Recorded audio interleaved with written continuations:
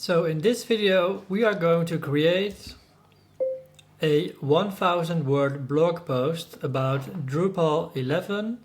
I want about 10 sections with headings and subheadings, and you may end with a little section about Drupal 12 plans, which is coming out in 2026.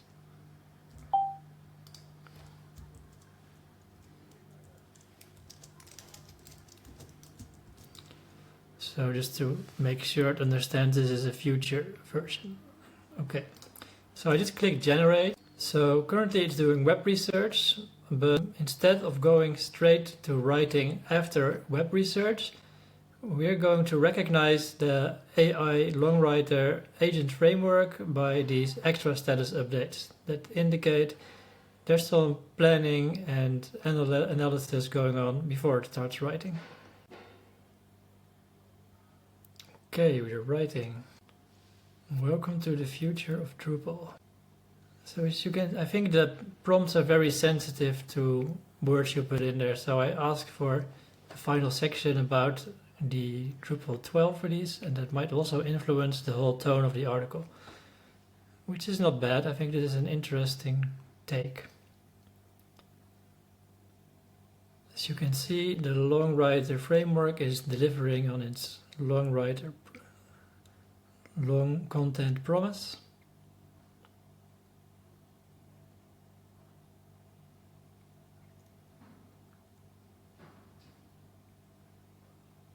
I like that we have a little bit of structure in here. Of course, the placeholder images need to be replaced with actual image assets. Drupal has always been about the site builder role, so it's great that we dedicate a little section to this. CK Editor does feature AI-driven tools. Optionally, you can use our CK Editor AI agent module for that.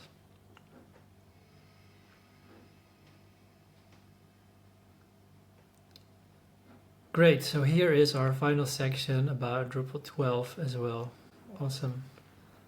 And as with all our AI-generated content, everything is immediately editable, and you can further refine this content either manually or with AI.